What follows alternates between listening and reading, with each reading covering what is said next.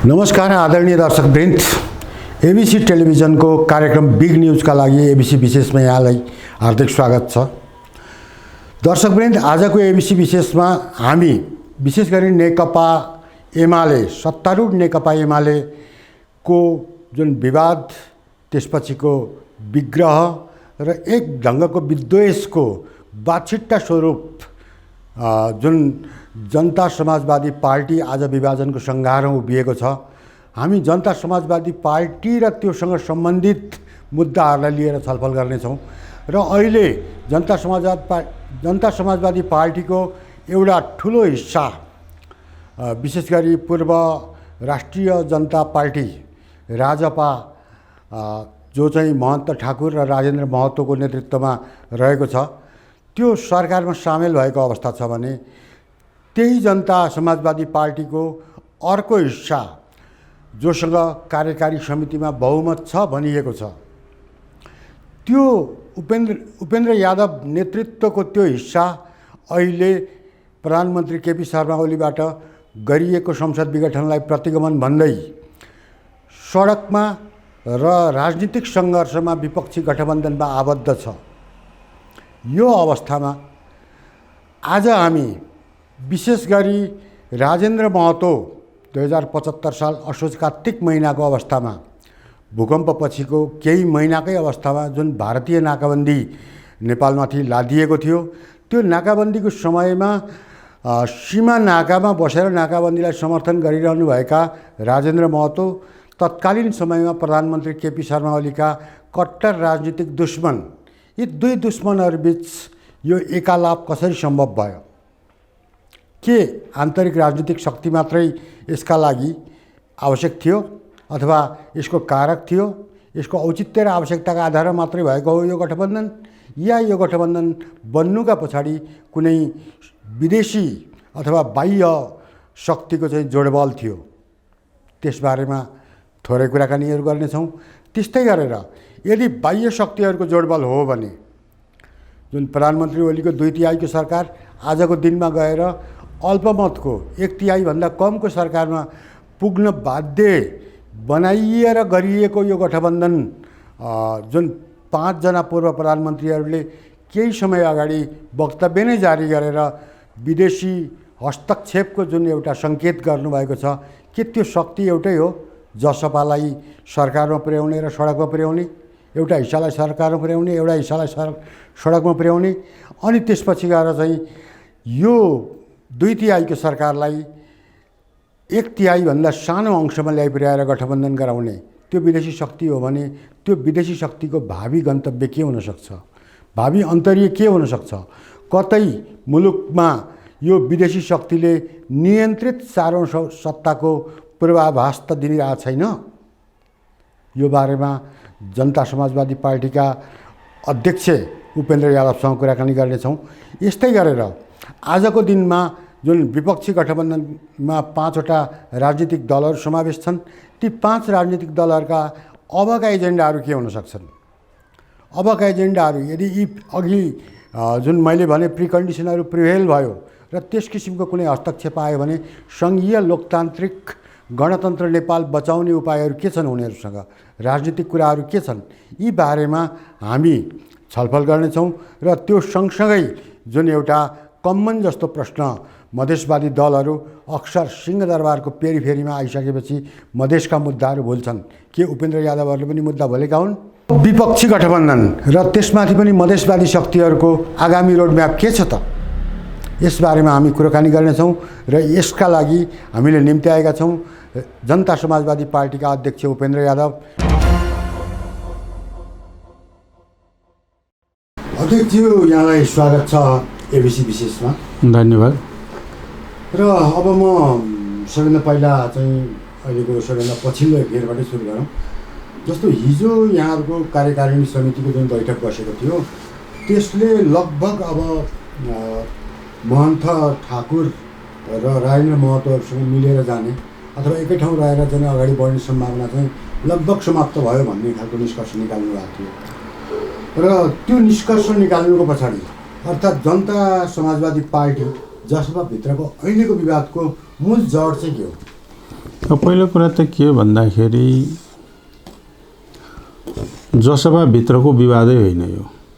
पहिलो विवाद भए त पार्टीभित्र बैठकहरूमा छलफल हुन्छन्, छलफलपछि फरक मत आउँछ, बहस हुन्छ, त्यसलाई निष्कर्ष निकालिन्छ। त्यो जसपाभित्रको विवाद हुँदै होइन यो।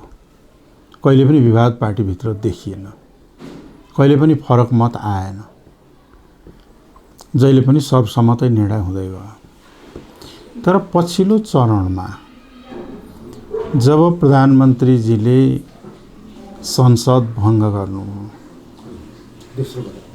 पहिलो पटक, त्यसपछि दोस्रोमा भङ्ग गरिसकेपछि पनि यो प्रतिगमनकारी हो, यो अलोकतान्त्रिक हो, असंवैधानिक हो र यसलाई चाहिँ के छ भने खारेज गराउनुपर्छ र संसद विघटन गर्नु भनेको लोकतन्त्र र संविधानलाई समाप्त पार्नु हो भन्ने कुरा पार्टीको निर्णयमा सबै एकमत भएको हौँ। एक मतले सडकमा पनि उत्रियौँ। तर पछि गएर सर्वोच्चले संसदलाई पुनर्स्थापित गर्ने भन्दा केही दिन अगाडिदेखि अलिअलि भाषा चेन्ज भएको हो, तर बाहिर बाहिर बैठक सङ्घ पार्टीभित्र चाहिँ होइन, नेताहरूको केही नेताको भाषा। अनि त्यसपछि जब संसद पुनर्स्थापित भयो त्यसपछि चाहिँ के छ भन्दाखेरि ओलीको कदम गलत थियो, जसलाई सर्वोच्च अदालतले पनि असंवैधानिक भनिसकेको छ। यो प्रतिगमनकारी हो भनेर भन्नलाई केही साथीले हिचकिचाउन थाले र बिस्तारै बिस्तारै चाहिँ के छ भन्दाखेरि फेरि जब सत्ताको खेल चल्यो अनि ओलीसँग टाँसिए। ओलीसँग टाँसिएर चाहिँ के छ भने ओलीले फेरि पनि चाहिँ के छ भन्दाखेरि संसद भङ्ग गर्ने, संविधानलाई खारेज गराउने, संसदीय लोकतन्त्रलाई गणतन्त्रलाई समाप्त पार्ने जुन ओलीको मास्टर डिजाइन रह्यो त्यो डिजाइनलाई ओलीले एक्लै अगाडि बढाउन नसक्ने अवस्था भयो। त्यतिखेर हाम्रा केही साथीहरूले अब सबै पार्टी चाहिँ के भन्दाखेरि प्रतिगमनकारी नै हुन्, सबै पहाडे नेताहरू उस्तै हो भन्दै अलिअलि फरक फरक अभिव्यक्तिहरू आउन थाले। अनि पार्टीमा बसेर छलफल गरौँ भन्यो, पार्टीको बैठकमा कुरा नआउने, पछि गएर बैठकमै नआउने, बैठक आफैले बोलाउने तर आफै नआउने किसिमको यता हुँदै जाने, यताबाट टाढिँदै जाने, उता ओलीको प्रतिगमनसँग नजिकिँदै जाने र ओलीसँग मिलेर पार्टीलाई कमजोर पार्ने कार्य सुरु भयो। त्यसपछि चाहिँ के छ भन्दाखेरि हामीले आउनुहोस् पार्टीमा बसेर बैठकमा छलफल गरौँ भन्दाखेरि बैठकमै बस्न नमान्ने हुँदै हुँदै गए। हुँदै हुँदै गइसकेपछि अब मधेसका सबै माग पुरा गरिदिए ओलीले भनेर नाटक भयो। यथार्थमा के हो भने एक दुईवटा प्रशासनिक कुराहरू ओलीको प्रधानमन्त्री हुँदा, सुशील कोइरालाजी प्रधानमन्त्री हुँदाखेरि केही मान्छेका मुद्दा चलाएको थिए, मधेस आन्दोलन केही पक्रेका थिए, तीमध्ये एकाधटाको मुद्दा खारेज गरिदिए, फिर्ता लिइदिने भन्ने कुरा त प्रशासनिक कुरा हो। तर मधेससँग या देशसँग जोडिएका राष्ट्रिय सवालहरूको विषयमा त प्रवेश पनि गरेन। र चाहिँ के छ भन्दाखेरि रेशम चौधरीको रिहा गरेपछि हामी सहकार्य गर्छौँ भन्दा भन्दै रिहाई सिहाई के पनि भएन, पुगिसक्यो सरकारमा।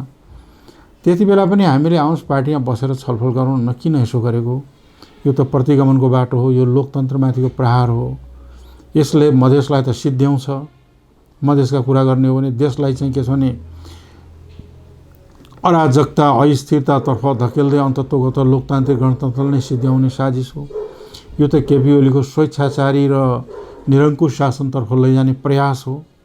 किन यसलाई सहयोगी बन्या हो भन्दाखेरि उहाँहरूले चाहिँ के भन्नु भने कुरा तपाईँको ठिक हो, मलाई पनि यस्तै लागेको छ, तर के गर्ने हामी त मजबुर छौँ, हामीलाई चाहिँ यतै जा जसले भन्यो हामी जानुपर्ने भयो। त्यस कारण मैले आउँदैछु, त्यस कारणले चाहिँ के छ भन्दाखेरि जसले हामीलाई जा भन्छ हामी त जानुपर्ने भयो, हामी आफ्नो मनले थोरै गरे आउँ र भनेर उहाँहरूले भनिसकेपछि अनि मैले के फिल गरेँ भन्दाखेरि यो पार्टीको विवाद हुँदै होइन,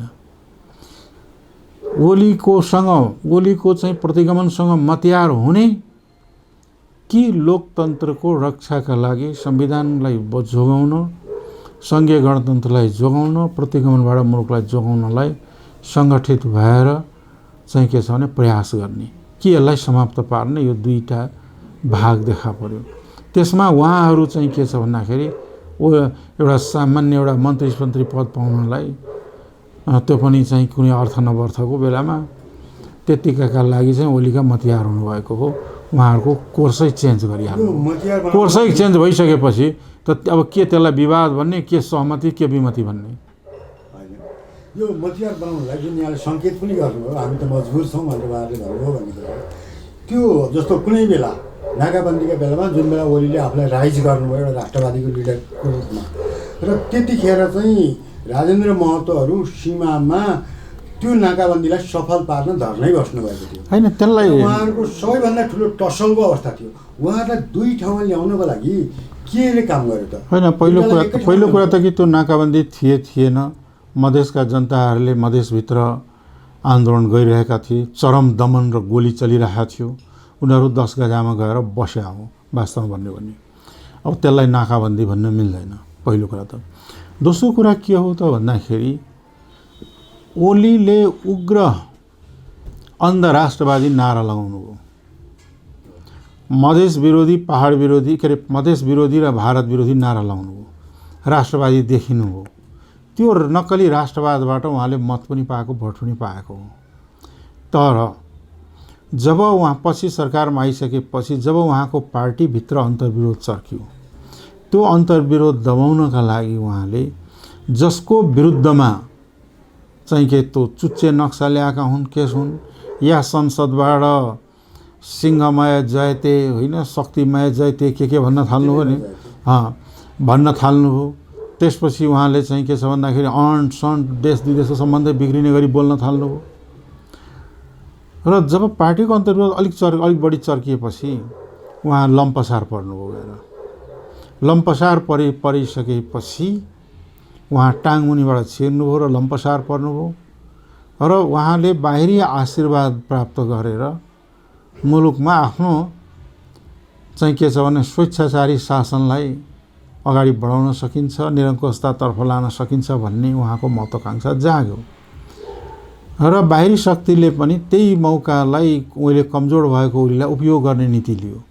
त्यो उपयोग गर्ने नीति तहत केपी ओलीलाई उपयोग गर्ने नीति तहत र उनलाई अलिकति बलियो त बनाइदिनु पर्यो, किन आफ्नो साथीहरूले छोडिदिने भए। त्यतिखेर चाहिँ के छ भन्दाखेरि हाम्रो मोहनजी रायनजीहरूलाई अब उहाँहरू त इसारामा चल्ने होइन, उहाँलाई इसारा पाउनु हो ओलीसँग सती जाऊ भनेर, उहाँहरू अब के गरोस् त्यो कुरा काट्न सक्नुहुन्न भनी जानुभएको यथार्थ त्यो हो।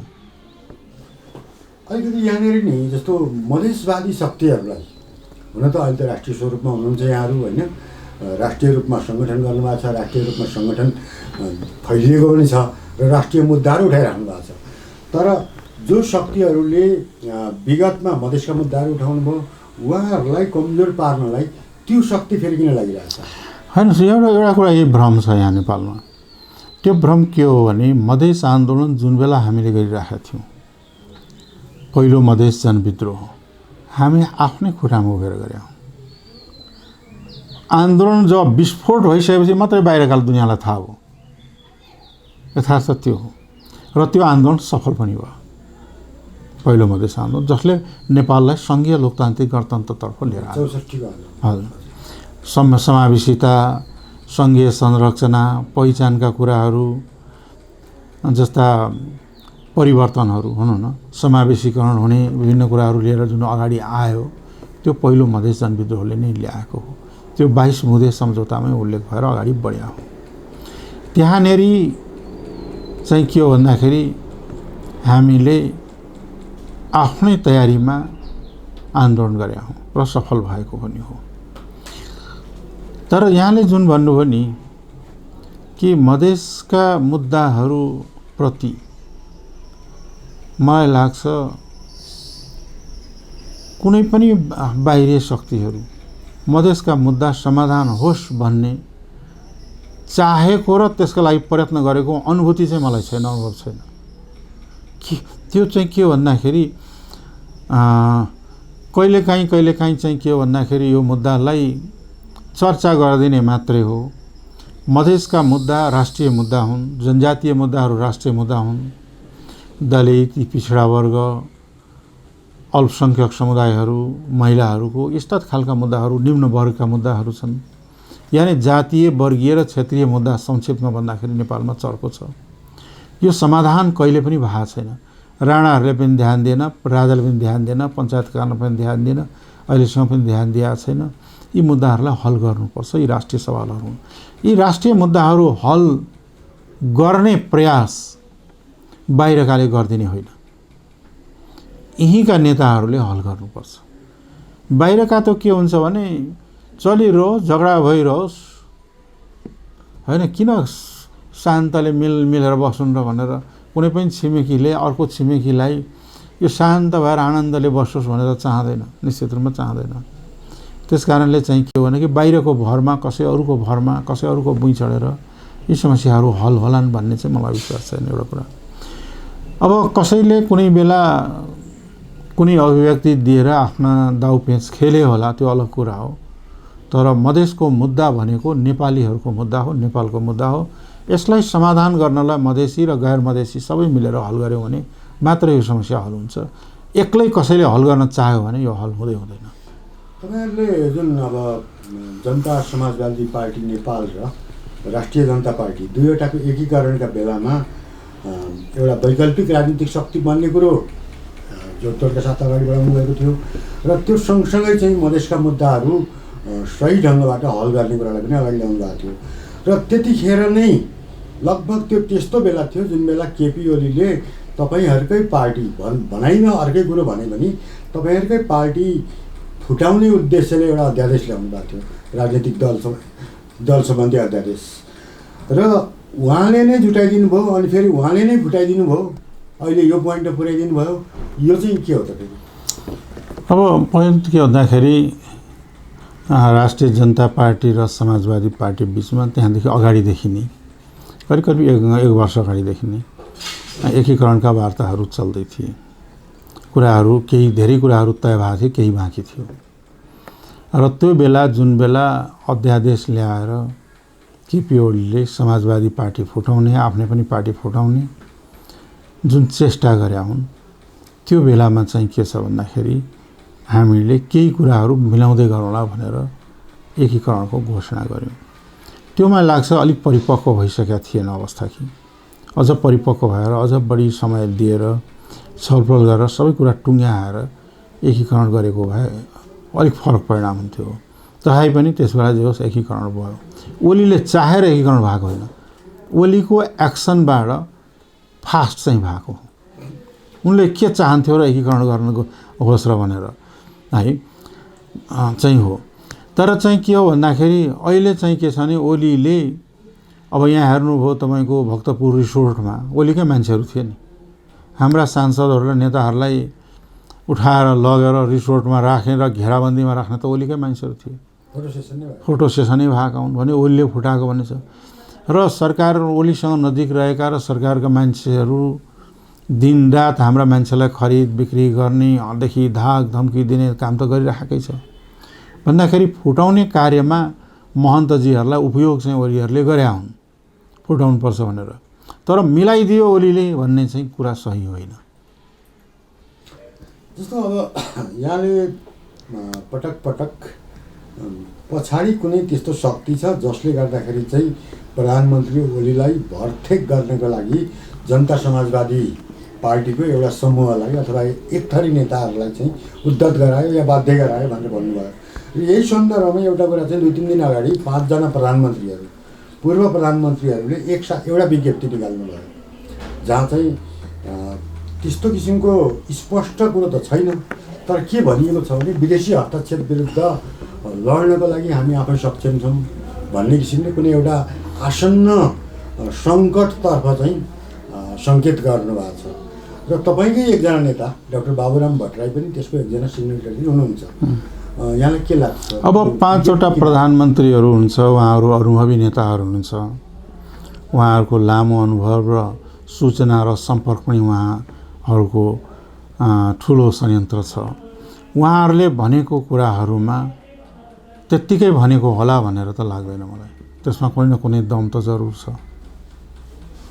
हावा नचलिकन पात त हल्लिँदैन, पात त हल्लिएकै छ। अब हावा कता कताबाट आएर चलिरहेको छ, कता कताबाट लागिरहेको छ, त्यो कुरा चाहिँ के छ भन्दाखेरि अदृश्य छन्।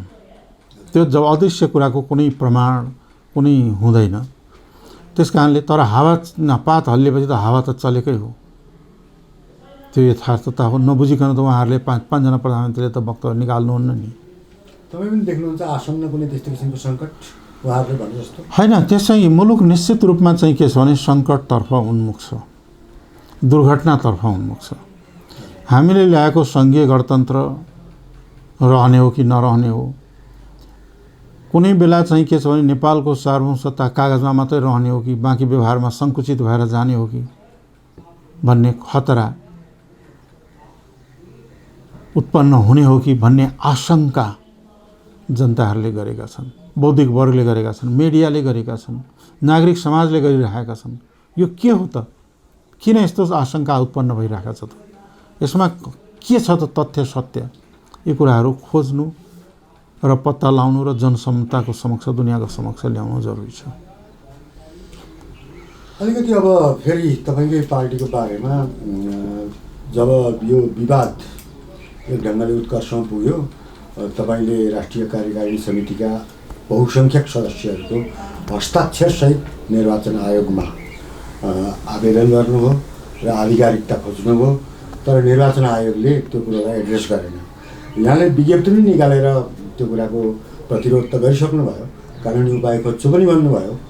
के लाग्छ यो संस्थाहरू निरन्तर कमजोर बन्दै जाने क्रम, यो जुन अहिले यहाँले सङ्केत गर्नुभएको कुनै न कुनै किसिमको हस्तक्षेप र संस्थाहरूको कमजोरी, दुईवटा कुराहरूको बिचमा केही सम्बन्ध छ? पूर्व निर्वाचन आयुक्त, प्रमुख आयुक्तहरूको स्टेटमेन्ट लेखहरू मैले पढेको थिएँ। उहाँहरूको पनि विचार के देखिन्छ भन्दाखेरि सत्ताको छाया पर्यो, शक्तिको छाया निर्वाचन आयोगमाथि पर्यो। त्यसले गर्दा निर्वाचन आयोग जुन समस्याको समाधान गर्नलाई निर्णय दिनुपर्थ्यो, त्यो संवैधानिक र कानुनी दायित्व पुरा गरेन भनेर पूर्व निर्वाचन आयुक्तहरूले नै, प्रमुख आयुक्तहरूले नै बोलिसकेपछि त यसमा त केही न केही छ भन्ने कुरा त बुझ्न धेरै कठिन त हुँदैन। त्यस कारणले म अझै पनि के भन्छु भन्दाखेरि संवैधानिक निकायहरू तटस्थ र निष्पक्ष हुनुपर्छ र सत्ताको प्रभावबाट मुक्त रहनुपर्दछ। अनि मात्रै लोकतन्त्र चाहिँ के छ भने संस्थागत हुन्छ। र निर्वाचन आयोग लोकतन्त्रलाई संस्थागत गर्ने, जनताको सार्वभौम शक्तिको अभ्यास गर्ने मुख्य निकाय भएकोले त्यो तटस्थ र निष्पक्ष रहनुपर्छ। विधि, प्रक्रिया र कानुनले गाइड गरे अनुसार नै चल्नुपर्छ। सबै पार्टी बराबर दृष्टिकोणले सबै पार्टीलाई हेर्नुपर्छ।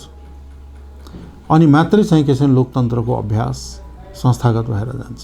यत्रो महत्त्वपूर्ण भूमिकाको ठाउँमा हामीलाई दुःख लाग्छ कि राजनीतिक दल सम्बन्धित ऐनमा व्यवस्था, निर्वाचनमा दल सम्बन्धी नियमावलीमा व्यवस्था, हाम्रो पार्टीको विधानको व्यवस्था हेर्दाखेरि के हो रे, निर्णय बहुमतकै मान्य हुन्छ। संसदमा नि सरकार बहुमतबाटै बन्छ। सर्वोच्च अदालतमा न्यायाधीशहरूमा राय बाज्यो भने बहुमतकै निर्णय मान्य हुन्छ। तर किन पार्टीले बहुमतले, अत्याधिक बहुमतले निर्णय गरेर, विधि सम्मत, प्रक्रिया सम्मत ढङ्गले निर्णय गरेर गरेको कार्यलाई चाहिँ के छ भन्दाखेरि उहाँहरूले सामान्य कुरा हो अध्यावधि गरिदिने, त्यो पनि गर्न किन मानेनन् त्यस सवाल त्यहाँबाट प्रश्न उठेको हो। यो नमान्नुको कारण के हो भन्नेबाट प्रश्न उठायो। अब म चाहिँ के छ निर्वाचन आयोगलाई चाहिँ के छ भने आक्षेप गर्न खोजेको होइन, तर कसैलाई चित्त बुझाएको छैन यो कुरामा, निर्वाचन आयोगले गरेको कुरामा है चित्त त बुझाएको छैन कि बहुमतले गरेको निर्णयलाई निर्वाचन आयोगले नमान्ने हो भने दलहरू कसरी चल्छ, लोकतन्त्र कसरी चल्छ, राज्य कसरी चल्छ भन्ने एउटा गम्भीर प्रश्न खडा भएकै हो। र अब हुनसक्छ आउने दिनहरूमा यी कुराहरू सचिएर जाने आशा हामी गर्छौँ। अहिले चाहिँ तपाईँ के सर्वोच्च जानुहुन्छ या फेरि निर्वाचन आयोग? यस विषयमा हामीले चाहिँ के छ भने संविधान विज्ञहरूसँग, पूर्व चाहिँ के छ भन्दाखेरि निर्वाचन आयोगका आयुक्तहरूसँग, आयोगका सदस्यहरूसँग, विभिन्न बौद्धिक समाजसँग हामी कानुनी राजनीतिक सल्लाह गरिराखेका छौँ र हामी राजनीतिक रूपले पनि अगाडि बढ्नुपर्ने हुन्छ, कानुनी रूपले पनि हामी अगाडि बढ्छौँ। ती विविध प्रक्रियाहरू हामी चाहिँ के छ भने अपनाउँछौँ।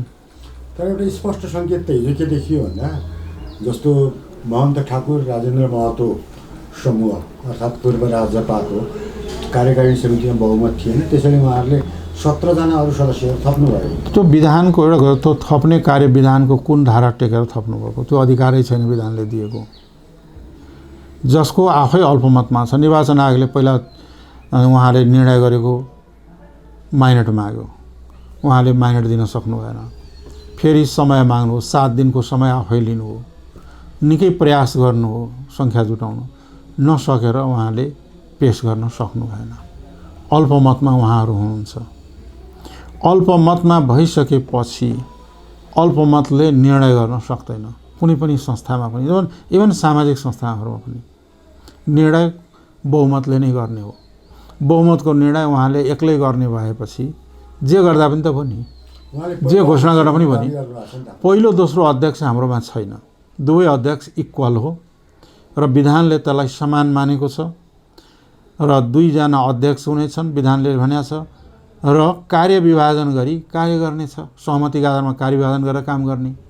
कुनै अध्यक्ष पहिलो दोस्रो र माथिल्लो तल्लो भन्ने छैन, त्यो कुराको अपव्याख्या मात्रै हो। दुवै अध्यक्षको अध्यक्षको हैसियतले गर्ने कामै गर्ने हो। त्यो भनेको चाहिँ के हो भने कार्यकारिणीको केन्द्रीय समितिको बहुमतले गर्ने काम गर्ने हो। र एक्लै चाहिँ के छ भन्दाखेरि आफ्नो नातागोता यसो दायाँ बायाँ रहेको हैन लल्लु पन्जु सबैलाई चाहिँ के छ भने कार्यकारिणीमा राखेर अब म कार्यकारिणी मेरो भयो भन्न चाहिँ असंवैधानिक पनि हो, अनैतिक पनि हो, विधान विपरीत पनि हो। अलिकति अब थोरै प्रसङ्ग थोरै फरक, जस्तो अब मधेसका मुद्दाहरू यो 64 सालदेखि अहिलेसम्म कति सम्बोधन भए, कति सम्बोधन हुन बाँकी छन्, त्यो एउटा पार्ट छ। तर तपाईँले पछिल्लो चरणमा के भन्नुभयो भने 10+1 प्रदेश हुनुपर्छ मुलुकमा र कार्यकारी राष्ट्रपतिको व्यवस्था हुनुपर्छ भन्ने कुरो चाहिँ उठाउनु भयो। तर त्यस किसिमका एक्टिभिटिजहरू जस्तो सत्तामा पुगिसकेपछि त अलिक कमै भए। हुन त तपाईँले पछिल्लो समयमा एउटा संशोधन प्रस्ताव ल्याएर त्यसको असहमतिपछि सरकार छोडेर हिँड्नु भएको स्थिति पनि हो। के मधेसका इस्युजहरू चाहिँ सिंहदरबार फेरिमा आइसकेपछि चाहिँ मिलाउने गर्छन्? हेर्नुहोस्, मधेसको मुद्दा के हो भने सङ्घीयताको मुद्दा हो। मधेसको मुद्दा भनेको मधेसको मात्रै देशै राष्ट्रिय मुद्दा नै हो। समानुपातिक समावेशीकरणको सवाल हो, विभेदको अन्त्यको सवाल हो। मधेसको मुद्दा भनेको पहिचानको मान्यताको सवाल हो, सुशासनका सवालहरू हुन् र जनसङ्ख्याको हैसियतमा भागीदारी र प्रतिनिधित्व पाउने सवाल हो। यी सवालहरूमा चाहिँ के हो भने सङ्घीय लोकतान्त्रिक गणतन्त्र नेपाल त बन्यो। सङ्घीयता अहिले नेपालमा त्रुटिपूर्ण छ सबै, तथापि पनि सङ्घीयता छ, सानै अंश भए पनि समावेशिता छ र चाहिँ के छ भन्दाखेरि प्रदेशहरू बनेका छन्। यो भनेको मधेस आन्दोलनको ठुलो उपलब्धि हो। तर केही मुद्दाहरू त हल भएका छन् मधेस आन्दोलनको दौरान भएका समझौताका आधारमा, तर अझ पनि मूलभूत मुद्दाहरू बाँकी छ। सङ्घीयता त छ तर नाम मात्र सङ्घीयता छ, प्रदेशहरू अधिकारविहीन छन्। अधिकार सम्पन्न प्रदेश बनाउने कुरा हो। र अर्को कुरा के हो भने जनसङ्ख्याका आधारमा प्रतिनिधित्वको सवाल अझै पनि मूलभूत सवालको रूपमा रहेको छ। पहिचानको सवाल मूलभूत रूपमा रहेको छ। उनको भाषा संस्कृतिको मान्यताको सवालहरू पनि रहेका छन्। लगायतका सवालहरू त अहिले बाँकी नै छ हल हुन। र जहाँसम्म 10+1 को सवाल हो, हामीले उठाएको कुरा होइन। यो सरकारले नै अन्तरिम संविधान 2063 मा टेकेर गठन गरेको उच्च स्तरीय राज्य पुनर्संरचना सुझाव आयोगको प्रतिवेदनले दिएको सुझाव हो। जुन त्यो आयोगमा हाम्रो कोही पनि प्रतिनिधि थिएन, वास्तव साँच्चै भन्यो भने।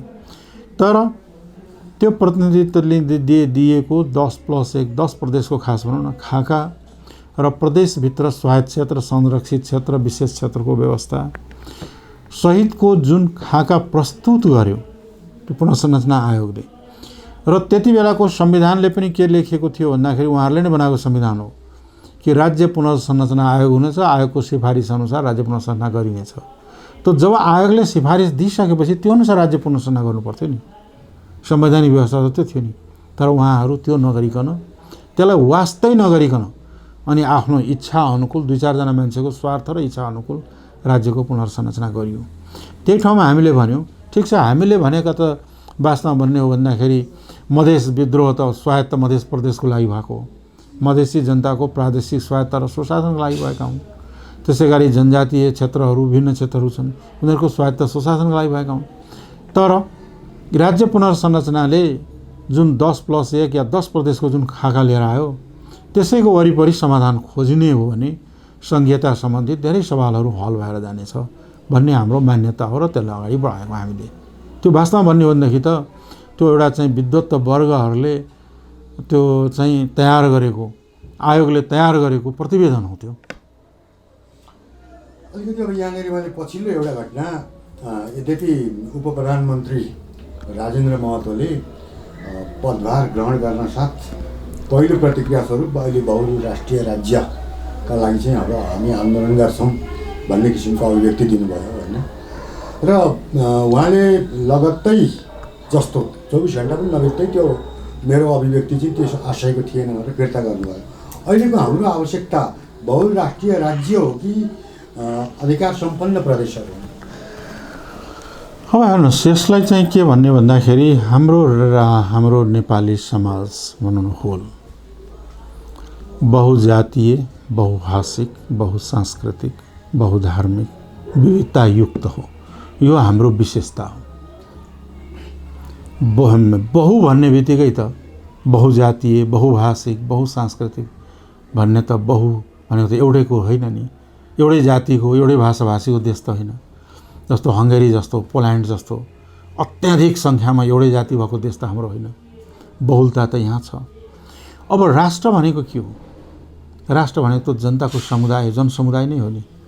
जनताको त्यो समुदाय जसको एउटा खास निश्चित भूभागमा बस्ने, एउटै वेशभूषा, भाषा, संस्कृति भएका समुदायले नै राष्ट्र भनिन्छ। त्यसलाई कहिलेकाहीँ नेसन भन्दाखेरि ट्रान्सलेट गर्दा जाति पनि भन्छ। बहुजाति भनेकै बहुराष्ट्रिय हो नि त, बहुराष्ट्र हो नि। धेरैवटा राष्ट्रहरू, धेरैवटा जातिहरू मिलेर बनेको समग्र नेपाल हो। त्यो कुरालाई भएको कुरालाई स्वीकार गर्दाखेरि के आपत्ति भयो र? त्यस कुरालाई चाहिँ के छ भन्दाखेरि हाम्रो नेपाल मात्रै होइन, हेर्नुहोस् भारतले पनि आफ्नो मुलुकमा बहुजातीय, बहुभाषिक भएको बहुराष्ट्रिय मुलुक हो भनेर स्वीकार गरेको छ। बहुराष्ट्रिय राज्य हो भनेर स्वीकार गरेको छ, किन विविधता त्यहाँ छ। ब्राजिलले पनि स्वीकार गरेको छ, त्यहाँ पनि विविधता छ। धेरै मुलुकहरूले त्यो विविधतालाई स्वीकार गरेका छ। हामीले त्यो विविधतालाई स्वीकार गर्नका लागि किन हिजोसम्मबाट नोक्सान के छ? एउटा कुरा हो। दोस्रो कुरा के हो भने त्यो विविधताभित्रको एकता र समानता र सहिष्णुतालाई हामीले अगाडि बढाउने हो। एक समानता, विविधताभित्र एकता र सहिष्णुतालाई अगाडि बढाएर बलियो नेपाल बनाउने हो। अब यसलाई अब यहाँले नाम लिएको मान्छेले के बुझेर कुन दृष्टिकोणसँग गर्यो त्यो मैले बुझेको छैन। उहाँले पनि बुझेर गरे हो, नबुझेर गरे हो, त्यो अलग कुरा हो है। तर यही विविधताभित्रको एकता नै राष्ट्रिय एकता हो र त्यो भित्रको एकतालाई दह्रो बनाउने कार्य गर्ने, विभेदलाई अन्त्य गर्ने हो। असमानता, विभेद र उत्पीडनलाई हामीले अन्त्य गर्ने हो हाम्रो दृष्टिकोण। तर यो विविधता छ, नेपाल मल्टिनेसनल कन्ट्री हो भन्ने कुरा त यथार्थ हो नि। धेरै नेसनालिटिजहरू भएको कन्ट्री त मल्टिनेसनल हुन्छ नि हैन। कङ्ग्लोमेरेट जस्तो छ, तपाईँको बालुवा, गिटी, ढुङ्गा मिलेर, कङ्क्रिटहरू मिलेर कहिलेकाहीँ दह्रो ढुङ्गा जस्तो बने आउँछ। सबैको अस्तित्व चाहिँ एकै ठाउँ देखिन्छ, तर तिनीहरूको पकड धेरै बलियो हुन्छ, छुट्याउनै गाह्रो हुने। त्यो कङ्ग्लोमेरेट हो नि त हाम्रो सोसाइटी त। जस्तै कि तपाईँको अर्को उदाहरण दिनु छ, रेनबो, पानी पर्यो घाम लाग्यो भने रेनबो फर्म हुन्छ, इन्द्रेणी भन्छ। इन्द्रेणीमा 7वटा रङ रिफ्लेक्ट भएको छ, 7वटा रङ हुन्छ लाइटमा भन्ने कुरा त सही कुरा हो नि। प्रकाश त देखिँदैन, तर त्यसमा 7वटा रङ हुन्छ भन्ने कुरा त जब त्यो प्रिजमबाट पास गराएपछि या वाटर ड्रप पानी पऱ्यो बेला त्यो लाइट पास गरे 7वटा छुट्टिन्छ नि। 7वटा मिलेर नै बनेको व्हाइट लाइट हो। त्यस कारणले नेपाल भनेको कुरा के हो भने धेरैवटा कलरहरू मिलेर बनेको इन्द्रेणी भन्न पनि हुन्छ, या सांस्कृतिक बहुधार्मिक बहुजातीय मुलुक हो, धेरैवटा त्यहाँ छ बहु भन्ने बित्तिकै त्यो छ। तिनको बिचमा रहेका मित्रता र एकतालाई बढावा दिने, विभेद र असमानतालाई अन्त्य गर्ने हो, उनीहरूको भाषा संस्कृति र पहिचानलाई रिकगनाइज गर्ने हो। यसले त झन् राष्ट्रिय एकता दह्रो हुन्छ नि। कसैले यदि यसलाई यो विविधतालाई अन्तर्विरोधमा परिणत गरेर चाहिँ के छ भन्दाखेरि विखण्डनको सोच राख्दछ भने त्यो गलत हो। अलिकति अब विपक्षी गठबन्धनमा अहिले तपाईँहरू सशक्त रूपमा चाहिँ लागिराख्नु भएको छ र देशैभरि विपक्षी गठबन्धनले एक खालको सफलता, संसदीय गणितको सफलता चाहिँ हासिल गरिरहेको छ। अब यो गठबन्धनको एउटा समूह क्याटालिस्ट जसको चाहिँ नियति झन्डै तपाईँहरूको पार्टीको जस्तै छ, नेकपा एमालेभित्रको नेपाल खनाल समूह, र उहाँहरू मिल्न पनि सक्नुहुन्न र छुट्टिन पनि सकिराख्नु भएको स्थिति छैन। त्यो अवस्थामा गठबन्धनको भविष्य चाहिँ के हुन्छ? हेर्नुहोस्, के हो भने लोकतन्त्रलाई रक्षा गर्न संसदको आवश्यकता छ र संसद आफ्नो अवधिभर काम गर्न पाउनुपर्छ। नेपालमा जब संसदीय व्यवस्थामाथि प्रहार हो लोकतन्त्र सिद्धिएको छ। उदाहरण नै हेर्ने हो भने राजा महेन्द्रले पनि संसदमाथि प्रहार गरे। 2017 सालमा पुष 1 गतेका दिन सरकारलाई बर्खास्त गरेर संसदलाई भङ्ग गरे, दलमाथि प्रतिबन्ध लगाएर लोकतन्त्र सखाप भयो। पछि आएर राजा ज्ञानेन्द्रको पालामा पनि के भयो त भन्दाखेरि सरकारलाई भङ्ग गरेर अनि लोकतान्त्रिक तरिकाले निर्वाचित संसदलाई भङ्ग गरे। त्यसपछि लोकतन्त्र समाप्त भएर गयो। अहिले केपी ओलीले पनि पहिला राजा महाराजाले निरङ्कुश शासन ल्याउनका लागि जुन तरिकाले संसदमाथि प्रहार गर्थे र भङ्ग गर्थे, त्यही खेलमा त्यसैको नयाँ संस्करणको रूपमा अहिले केपी ओलीको भूमिका हो। त्यसबाट मुलुकलाई जोगाउन, लोकतन्त्रलाई, परिवर्तनलाई, सङ्घीय गणतन्त्रलाई जोगाउनका लागि पनि परिवर्तनकारी शक्तिहरू, लोकतान्त्रिक शक्तिहरू एक ठाउँ नभइकन, मोर्चाबन्द नभइकन यो जोगाउन सकिँदैन। यदि अहिले गुम्यो भने फेरि मिलेर लड्नुपर्ने हुन्छ, लामो लडाइँ। यो यथार्थ हो। 17 सालमा गुमेको त 30 वर्ष लाग्यो नि, फेरि ल्याएको, फेरि गुमेको, फेरि 10 वर्ष लड्नु पर्यो। यो सशस्त्र विद्रोह हो, मधेस जनआन्दोलन, जनविद्रोह भयो, मधेसी जनता लडे, जनजाति लडे, चारैतिर सब लडाइँ भयो, सङ्घर्ष भएर सैकडौँ, हजारौँ भनौँ न, हजारौँको सङ्ख्यामा बलिदान भएर आएको हो। यसलाई जोगाउनु पर्छ र त्यो जोगाउनका लागि सबै लोकतान्त्रिक शक्तिहरू, परिवर्तनकारी शक्तिहरू चाहिँ एक ठाउँ हुनुपर्ने आवश्यकता हो। यो अब त्यो आवश्यकतालाई महसुस गरेरै चाहिँ के छ भने 5 दलीय गठबन्धन बनेको हो र यो गर्नुपर्छ आवश्यकतालाई ठानेर नै 5वटा दल त्यहाँ आएका हुन्। अब त्यसमा कोही यताउति गर्छन् भने त्यो अलग कुरा हो, तर यो मिसन चाहिँ अगाडि बढ्नुपर्छ। अलिकति अब थोरै हाइपोथेटिक्स जस्तो पनि हुन्छ, जस्तो अहिले सर्वोच्चमा विचाराधीन छ मुद्दा संसद पुनर्स्थापनामा। अब सबैले अदालतले गर्ने फैसलालाई चाहिँ चित्त बुझाउनुपर्छ, मान्नुपर्छ भन्ने छ। अब त्यो सँगसँगै एउटा सम्भावना, एउटा अन्तर्कुन्तरमा के पनि हुनसक्ला भनेदेखि निर्वाचन हुने सम्भावना छ कि छैन त? यदि प्रथम कदाचित सर्वोच्च होइन, एउटा यो त सामान्य मान्छेले पनि तपाईँको बुझ्ने कुरा हो। अहिले नेपालको सबै भागमा, सबै जिल्लामा अधिक लाखौँ नेपाली नागरिकहरू कोरोनाले आक्रान्त छन्।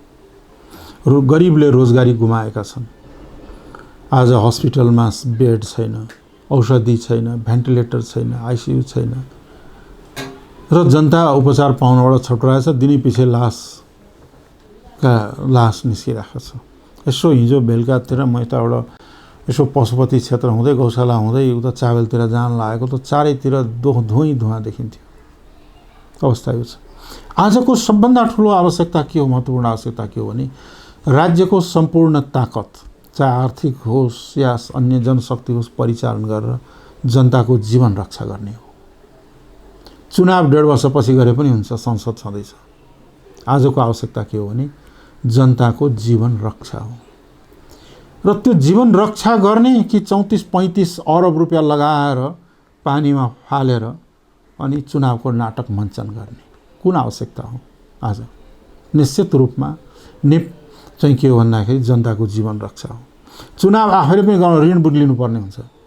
अब यहाँले एउटा कुरा भनौँ, यो केपी शर्मा ओली सरकार बनेपछि अहिलेसम्म आउँदाखेरि वैदेशिक ऋण सरकारले नै बजेटमा भनिरहेको, सरकारकै रिपोर्टमा छ, वैदेशिक ऋण 2 गुणाभन्दा बढी भइगयो। फेरि चुनाव गरेर तेबर होला। त्यो नेपाली त्यो छटपटाइरहेका, कोरोनाले छटपटाइरहेका नेपाली जनतामाथि त्यो अनावश्यक बोझ एउटा। दोस्रो, चुनावको अभियानमा सामाजिक दूरी कायम गर्न नसकेर त्यसबाट हुने दुष्परिणाम के होला? यी सबै कुरालाई हेर्दाखेरि अहिले चुनावको आवश्यकता होइन। अहिले आवश्यकता हो कोरोनाबाट जनतालाई जोगाउने, रोजगार गुमाएकालाई व्यवस्थित गर्ने। अहिलेको प्रमुख आवश्यकता नै यही हो र मुलुकमा शान्ति सुव्यवस्था कायम गर्ने। अब जस्तो जसपाको अबको भावी रोडम्याप चाहिँ के हो?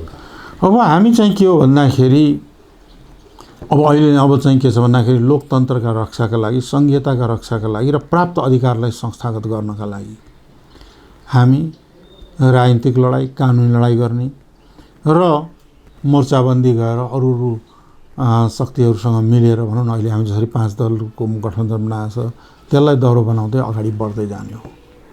अहिलेको हाम्रो तत्कालीन रणनीति नै त्यही हो। संविधानको रक्षा, लोकतन्त्रको रक्षा, संसदको रक्षा र प्राप्त अधिकारलाई संस्थागत गर्दै अगाडि बढ्ने। हस् त, यहाँले आफ्नो अत्यन्त महत्त्वपूर्ण समयका बिच हामीलाई यो अन्तर्वार्ता दिनुभयो। यहाँलाई चाहिँ धेरै धेरै धन्यवाद। हस् त, यहाँलाई पनि धेरै धेरै धन्यवाद। आदरणीय दर्शकवृन्द, उहाँ हुनुहुन्थ्यो उपेन्द्र यादव, जनता समाजवादी पार्टीका अध्यक्ष। मैले अघि सुरुमै जुन आशंकायुक्त प्रश्नबाट कार्यक्रम सुरु गरेको थिएँ, जसपाको अहिलेको विवादमा र लगभग विभाजनको स्थितिमा विदेशी हस्तक्षेप अथवा विदेशी चलखेल कुन रूपमा छ भन्ने कुरामा उपेन्द्र यादव जसपाको अध्यक्ष हुनुहुन्छ र कार्यकारिणी समितिमा बहुमतसहित निर्वाचन आयोग पुग्दाखेरि पनि उहाँले पार्टीको आधिकारिकता पाउन नसक्नु भएको स्थिति छ। त्यो अवस्थामा उहाँले स्पष्ट भन्नुभयो कि जसपाको एउटा शक्तिलाई, एउटा केही नेताहरूलाई चाहिँ विदेशी शक्तिले नतमस्तक बनाएर सत्तामा सहभागी गरायो भन्ने कुरा खुलासा गर्नुभएको छ। र यदि त्यसै हो भनेदेखि चाहिँ अब विदेशी गठबन्धनको के हुनसक्छ त?